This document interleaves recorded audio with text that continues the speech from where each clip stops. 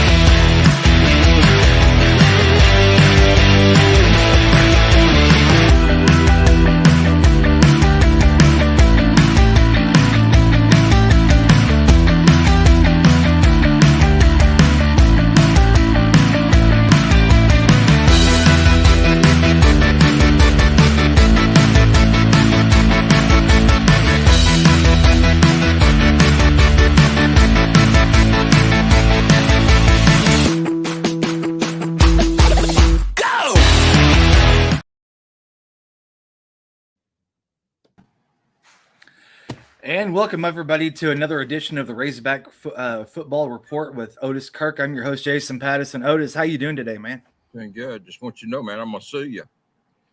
Your introduction said if you got great lighting, it will make you look amazing. I don't look amazing, so I'm going to sue your butt for false advertising, man. You will be served. I'm doing good, man. I'm doing good. Oh, good. I'm trying to look amazing. Hell, I don't look amazing, so I'm going to sue you, man. No, I'm doing good. God. So let's get it going and get some hog talk. Oh, man. First off, I want to give credit to John James. Like you said, the man, the myth, the legend there with the photos there on our intro. I want to thank him for all the excellent, great action shots that he provides to us on a day in and day out basis. A big shout out to John James. He's amazing, man. That guy's good. He's great at what he does. Just even better person. I mean, John's one of a kind. You shirt off his back, man.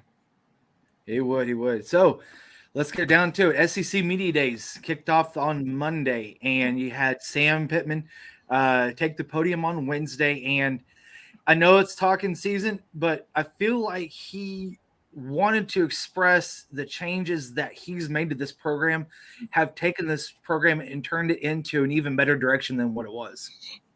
Yeah. I mean, first, if you make changes or you have changes, not necessarily if you make them, because it's not like you fired all of it, but if you make changes or have changes, you've got to put a positive spin on it. So let's get that out of the way first. But I do think they made some positive changes, and I think the changes are positive regardless of the reason they happened. I think Dan Enos brings a lot to the offense, stabilizes the offensive coordinator position. Probably won't be hearing about him leaving after every season, like was the case with Browse. Dow was a great tight end coach, but he wasn't going to be a career tight end assistant. I think Morgan Turner was as good a hire as you could make. Yeah. On defense, I mean, those guys, Marcus Woodson's amazing. To go get, and I know we're going to talk about Selman. We're going to talk about Selman Bridges in this show, but for Marcus Woodson to beat Texas on a kid, that's a kid that good, 6'4" cornerback. I mean, that's freaking amazing. I mean, yeah. I gave him no chance at that originally, and and he got him and he nailed him. That was Marcus Woodson, believe me. Darren Wilson's a young guy who's doing a good job. I think the secondary is going to be a lot better coach, a lot more well coached this season than they were last year. I think Barry is more of a linebacker coach than a secondary coach, and I just think they're going to be better there. I wish Quincy McAdoo could play, but he's not. That hurts. Yeah. And then Travis Williams, the defensive coordinator, the guy's going to run a 4-man front, more aggressive defense, and I like that, Jason. I do not like the 3-man front. I don't like a passive defense. I don't think you can play good defense and not be aggressive. I just don't know how you do it. I just don't know how you do it. And I know and I will say this about one of the guys returning, Deke Adams. Deke is the guy who they've changed defensive line. they've had changes there every year, whether it was Sam fired the guy or the guy left. But regardless of that, there's been a change at defensive line coach every year under Sam. This is the first time someone stayed for a second year, and Deke has done an outstanding job. He went and got 4 guys out of the portal last year. I saw on TV, on Pig Trail Nation, I thought Deke was the recruiter of the year at that time, and I think he did a great job. But and then Kenny Guyton has done great at receivers. Jimmy Smith, I mean, nobody gave him a chance. Braylon Russell, he goes and keeps him. Cody Kennedy on the offensive line's got 2 outstanding guards. Went to Lexington and got a player that's really good, and then of course got Kobe. Anybody named after a Laker has got to be a great player. It's Kobe Branham out of Portsmouth South Side, and the fact that Kobe Bryant's even better. And who am I missing here? That's well, no, I guess that's all of them. Kenny Guyton, Cody Kennedy, and Jimmy Smith. That's all of them. So that's all of them. But anyway, very good job of these guys. And Scott Fountain's the other coach. I knew there was a 10th one. I'm trying to figure out who offense I'm missing. I'm not missing anybody. Scott Fountain was the only coordinator that stayed this year. He's special teams, and he stayed with Sam. I hear a lot of people knocking. I had a guy tell me Scott Fountain's the worst assistant coach ever in Arkansas. And I said, God, man, do you not remember when the kickoffs couldn't get to the yard line? I mean, they kick it in the end zone or out of the end zone every time. I mean, this guy's amazing. It's like everybody forgot about North Texas a couple of years ago. Yeah. I mean, the kickoff guy, no matter who Scott puts in there, they kick it into or out of the end zone. And that wasn't the case before he came here. I mean, the question was, why does I remember on social media, everybody's acting, why does the other team have somebody can kick it touchback and Arkansas doesn't? And that was a legit question. And then now people want to knock Scott Fountain. I mean, I think the guy does a great job. I don't know. I mean, all I can judge him on is what I'm sitting there and watching and what I'm seeing and what I've known has happened in the past before him. So Scott does a good job. He's a good coach. If that's the worst coach ever at Arkansas, then they're in pretty good shape over there. That's all I'll say. I don't think stop people saying silly stuff like that. It's just silly. It is. So going back to SEC Media Days for just a few minutes, one of the things that I noticed as the players did the car wash with KJ Rocket and also with Landon Jackson, and I know that it's one of those things that's starting to grow spider webs a little bit with the information, is that he's put on 40 pounds over this last 3 or 4 months. And it's good weight too. He said he feels stronger and he feels faster.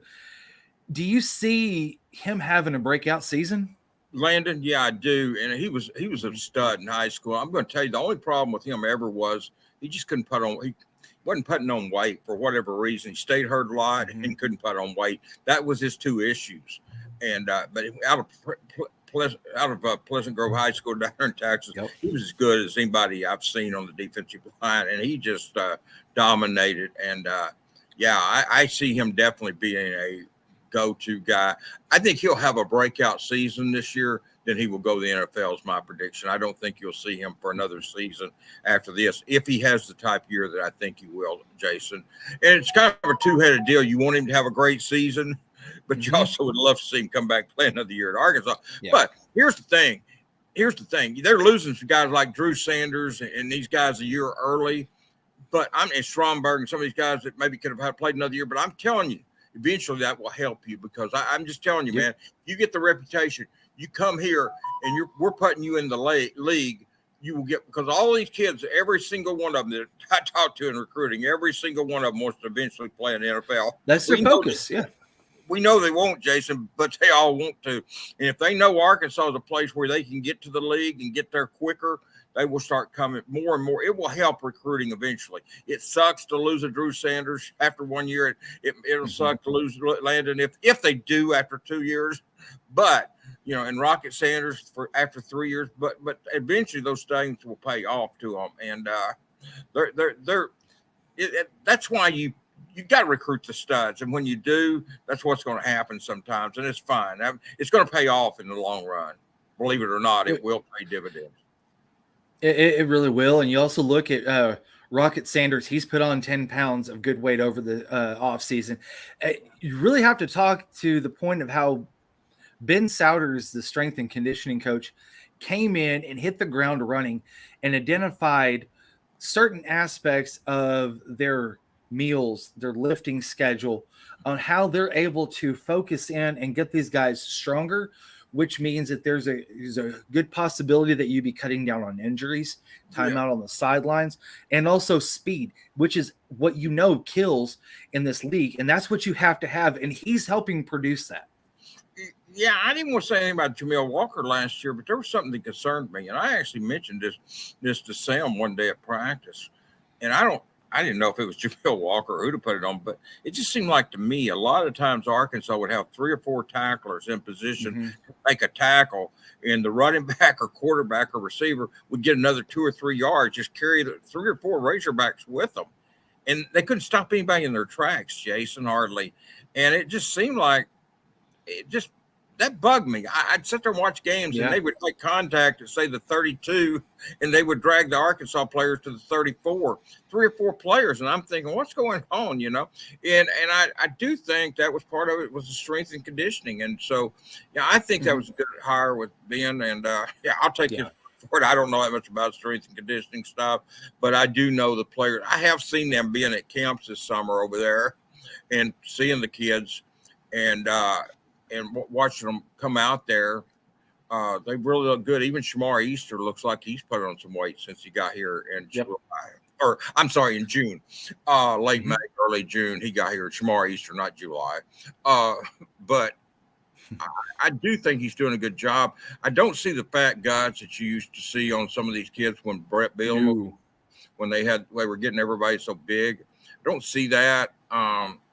These kids look tall, big, lean, but hopefully they are stronger, and I think they will be stronger. And hopefully, when you see them gang tackling, you don't see them carry 3 or 4 yards for these guys. It's just, I felt like they got pushed around some. And I know Sam mentioned that yesterday. Yesterday. This is Thursday. Yep. He mentioned this yesterday at SEC Media Game. Feel like the Missouri game, and maybe he mentioned some other game. Oh, LSU. Maybe they got pushed around a little bit, and I think they did. Yep. And I'm not talking about just the offensive line either. I just feel like that all of them kind of got pushed around, and I never never like to see somebody lose their job, but I think that was a good move on Sam's part to bring in the new guy there. I think it'll pay dividends for him, pay off in the long run. Most definitely. If y'all have any comments, I'll also throw them in too as well. Shahid Mustafa said that looks like Landon Snowden appears to be having a positive effect Landon Jackson appears to be having a positive effect on the team. It does. And he even talked about it through the car wash, that you start to see this new system that Marcus Woodson and also Travis Williams are implementing, co-defensive coordinators, that they're extremely, extremely aggressive with the 4 down fronts. You have a lot more blitzing. You're going to have more blitzing than not blitzing this year. And that really plays to the front 7, where they're able to make more moves up front, where before you had an offensive line that you could sit there and they could really not worry about their guy getting off of a rub, or a guy coming on off of a slip.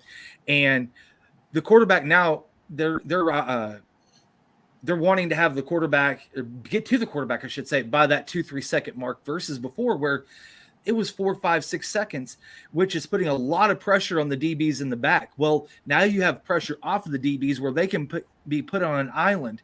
And I feel like that is going – I'm not going to want to say that it's code red quite yet, like those early 2000 defenses under Keith Burns, but I think that you're going to see a lot more blitzing, and there's going to be a lot more people happy because the defensive brand of football that's coming in, it's going to be a lot of fun. Yeah, like I said, they're going to give up some big plays by blitzing and being more aggressive. They're going to give up some plays, but I don't know that you'll see these 15-play 90-yard drives. They gave up a lot of. I mean, they couldn't get off the field at times last year on 3rd down, and you've got to be able on offense. You've got to stay on the field. On defense, you've got to get off the field on 3rd down. And I think part of that, both those factors played a big reason in losing 4 games by combined 9 points. I just don't think they could get off the field at important times last year, and couldn't sustain drives at times when they needed to. And so I think you'll see an improvement there. They've got to improve there, and I think they will. And it's going to be huge if they do, and that's why I'm not buying into this 6-6 talk on the record. I think they're going to be better than that. No. I'm not predicting an SEC title or anything like that. That's not what I'm predicting, but I'm just saying they're not going to be 6-6. But I know the schedule. I get that tough schedule.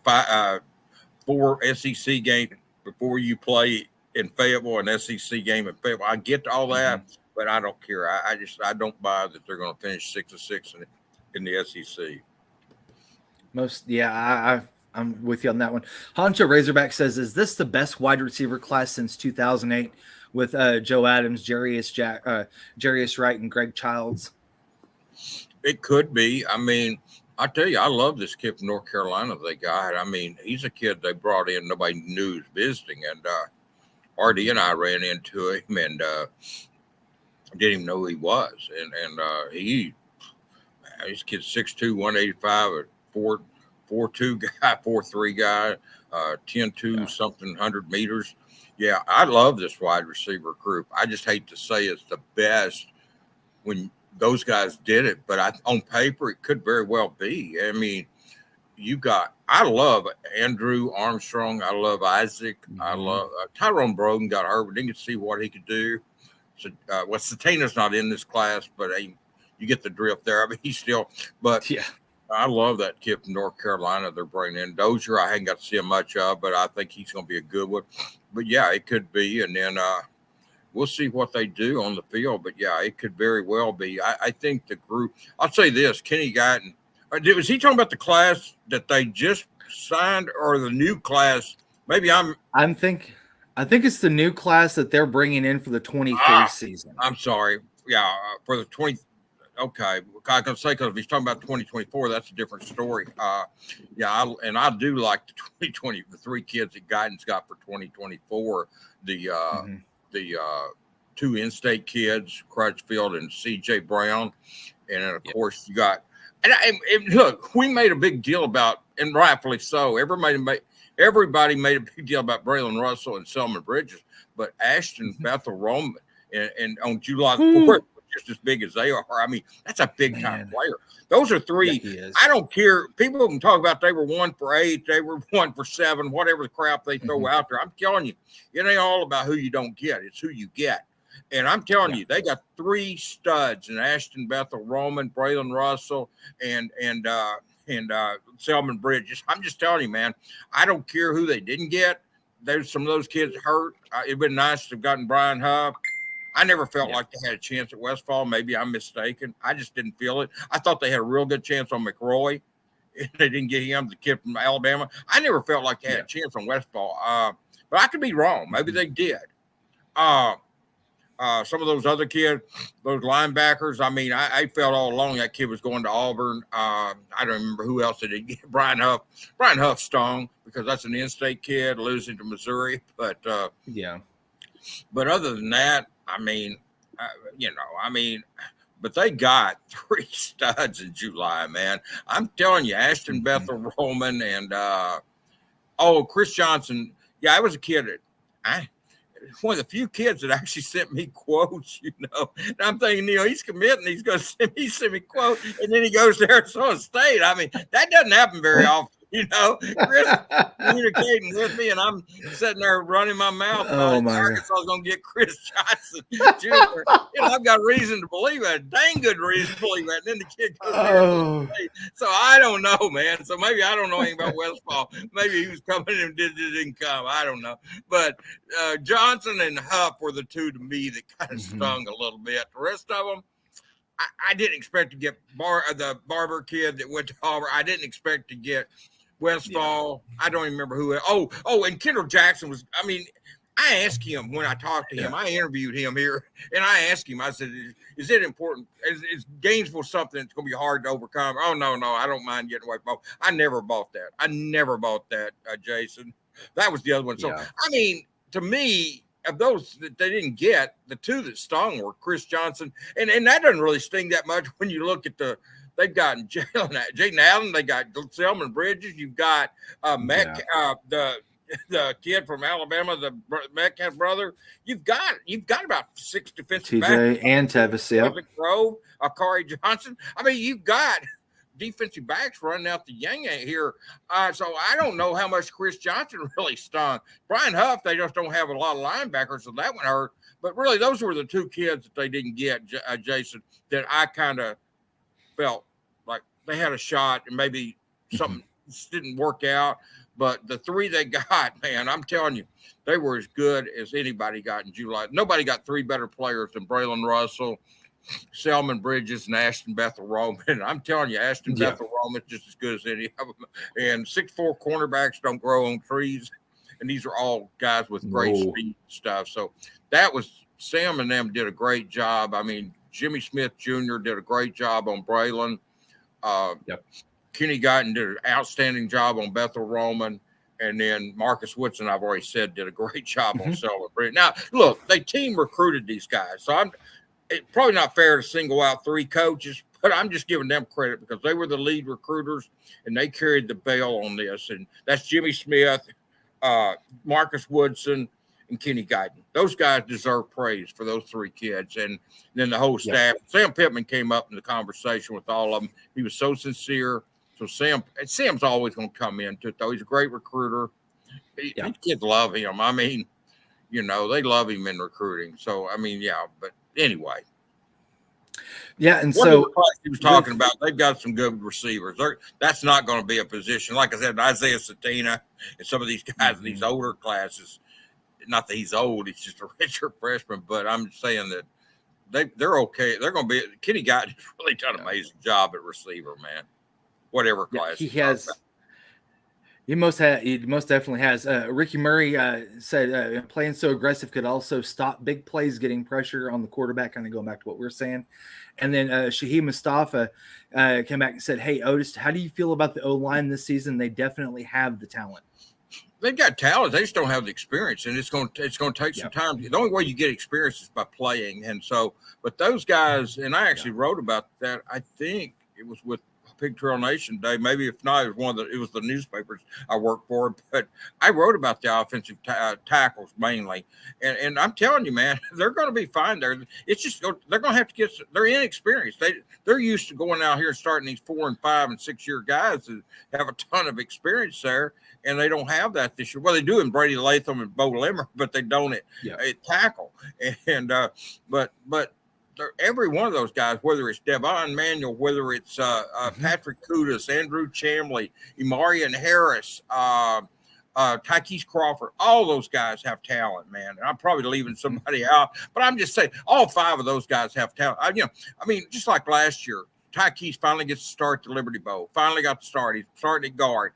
Goes down the first the field goal try, and in comes Imarian Harris, and they didn't miss a beat.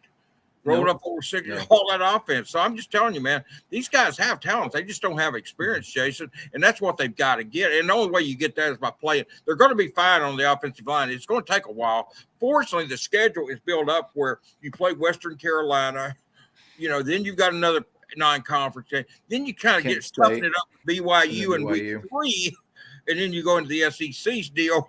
But you start out, you're building it up, Western Carolina, Kent State, then BYU. So you're building it up where that's how they can get experience there. Yeah, I'll say this, and I'm going to go on the record for a couple things really quick too, is that one, I think that the Arkansas is going to have 9 wins this season. I don't buy that 6-wing mess that they've been peddling.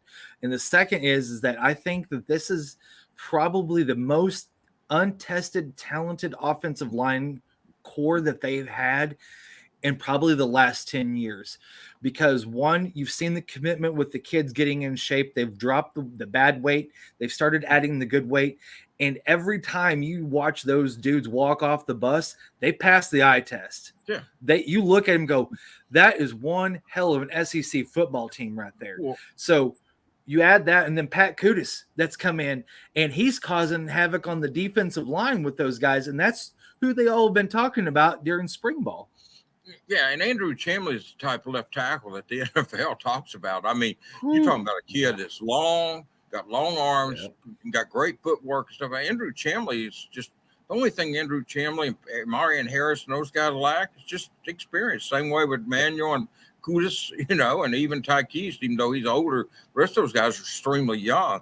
But they're going to be fine there. It's just, like I said, it's going to take some time. But, yeah, I'm more of the 8-win. I tell you the key on this, whether it's your 9, my 8, whatever, the key is win the 7 home games. Win those 7 home games, and that's going to be the key. You've got 7 games in Little Rock and Fayetteville, 6 in Fayetteville, 1 in Little Rock. Win those 7.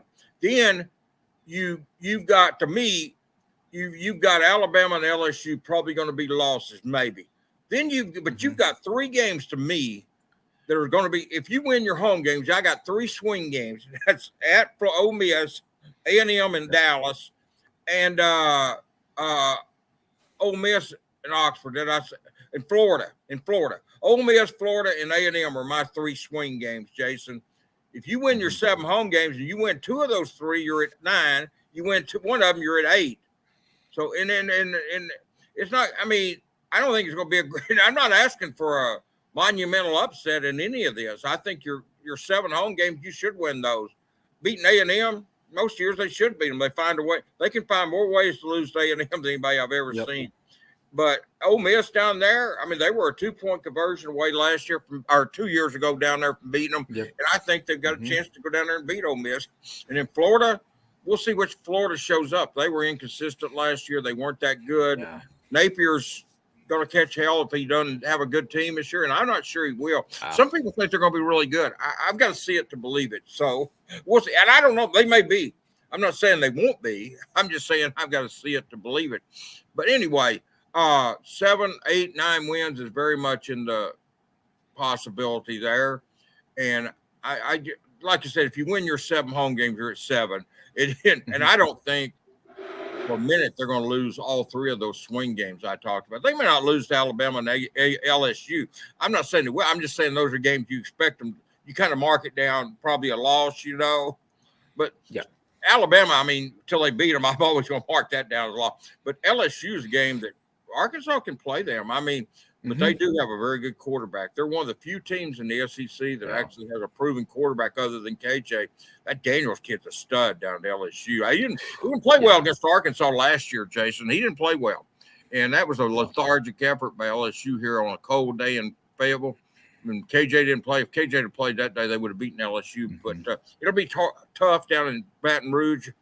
But we'll see what happens down there, man. But I really like Arkansas's chances at being much better than 6-win team. I'm going to say, I'm saying 8, but I mean, I'm thinking 7 home wins and you beat either A&M or Ole Miss, but technically, or Florida, but technically I think you could beat, I don't think it'd be a big upset to beat Ole Miss and A&M. No, I don't think so either. And yep, exactly. And that's what you're talking about. And like I said, I'm not talking about breaking the press and monumental upsets to do any of this we're talking about. Now, with that said, there's no guarantee they'll beat Mississippi State here. There's no guarantee they'll beat Auburn, Missouri.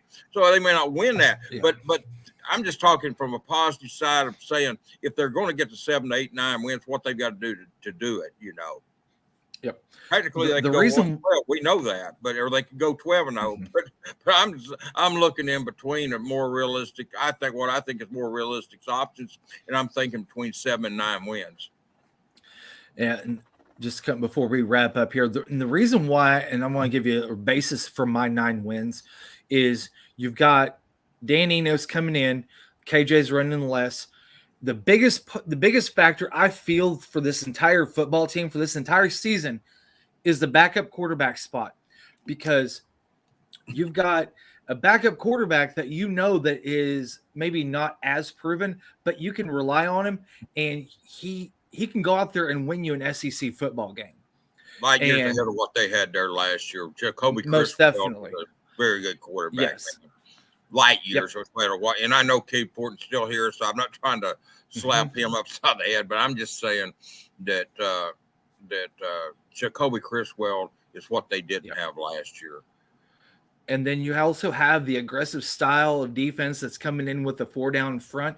I think with those pieces that are put together for this team, I feel honestly it fits better this year than it did last year. That's where I get those 9 wins. And I'm not going to sit there and drink Kool-Aid and say they're going to hit 10 wins or 11 wins and vie for a possible SEC West. To me, that's pie in the sky mess. I don't do that. I deal with just absolutes of what I see, and I give you those backups. So that's where I come from on that too as well. So I wrapping don't up think really it's quick. unrealistic, Jason. I don't think it's unrealistic at all. Like I said, we just went over the games, and I put down really 2 games I think that you would have to mark down as losses. Doesn't mean they'll lose them, but other than that, the key once again though is going to win those 7 home games, man. If you do that, and that beating Auburn, Mississippi State, and Missouri in your non-conference games, and that's not asking too much. You're gonna be trending up in that way. Yeah. So before we get out of here, I do have to ask you one thing really quick, Otis. I noticed that you had a new addition to the house, and I wanted to ask you how Rui's doing with the dogs. He's doing. She's doing okay. She's she's holding her own.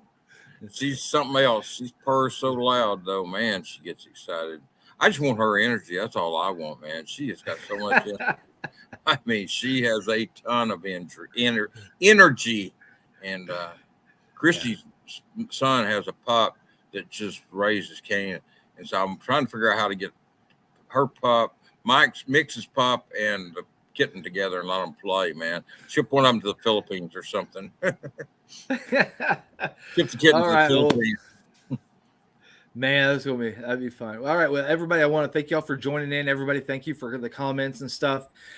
Next week, kind of a mid-season or a midweek thing. I've got an interview with Pat Jones from WWLS, the sports animal in Oklahoma. I'll be airing the first of next week, and then Otis, you and I'll be jumping back on next Thursday for our same time, and we'll just start rehashing it because if I'm not mistaken, next Thursday will be the last show before fall camp starts. Is that correct? Yeah, it should be, and also it will be the picnic will be that Saturday, 2 days after that, so we can have a little bit more recruiting too with the picnic that they'll have on the 29th. Next Thursday would be the 27th.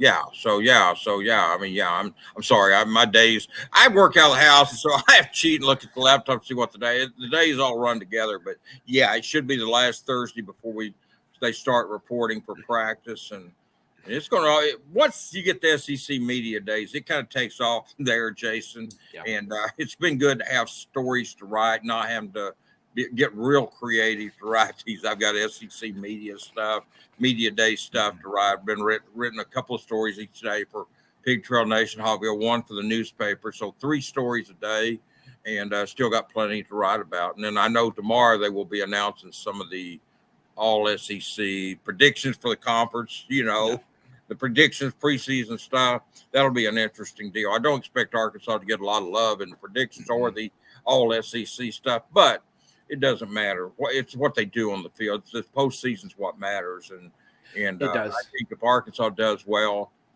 if they win 8 or 9 games, like you said, or like I said, and that's not counting the bowl game, by the way, people.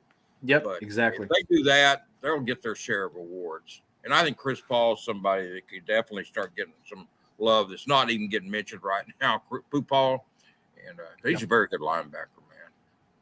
Most definitely. All right. Well, everybody, I want to thank you for jumping on again. And also thank you for the comments. So I look forward to seeing you all next week.